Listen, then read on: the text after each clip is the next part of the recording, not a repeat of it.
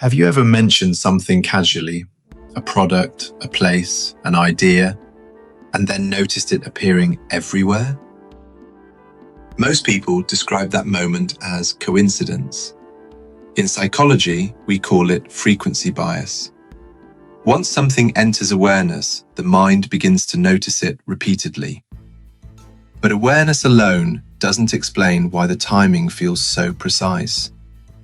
That's where interaction between mind and machine begins. We assume surveillance requires listening, that privacy is lost only when something is overheard. But human behavior is far more predictable than conversation. Your device doesn't need to hear you, it models you. Every interaction becomes a signal, where you pause, what you scroll past, how long you hesitate. Movement patterns, locations, routine. Together, these form behavioral context. From a psychological perspective, this is not spying, it is pattern recognition. The modern digital environment is designed around cognitive ease. Systems invite simple decisions. One tap, one confirmation, one approval.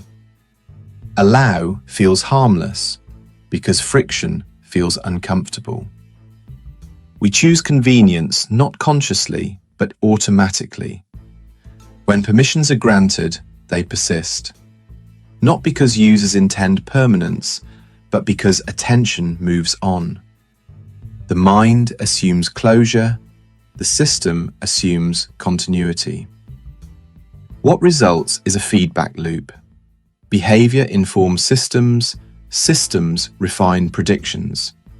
Predictions shape future choices. This loop feels personalized, even intuitive, and that familiarity builds trust. Psychologists refer to this as the privacy paradox. We value personal boundaries, yet relinquish them when the experience feels helpful. The brain rewards ease, not caution, and repeated exposure normalizes intrusion. Over time, predictive systems begin to feel accurate, not invasive, but perceptive.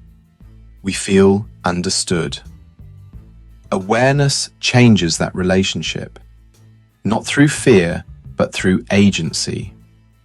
Attention reintroduces friction, reviewing permissions, reducing defaults, removing unused tools. Each action restores intention. Privacy is not secrecy, it is authorship. And control begins when attention returns. Now that you can see the pattern, you can choose when to participate and when to pause.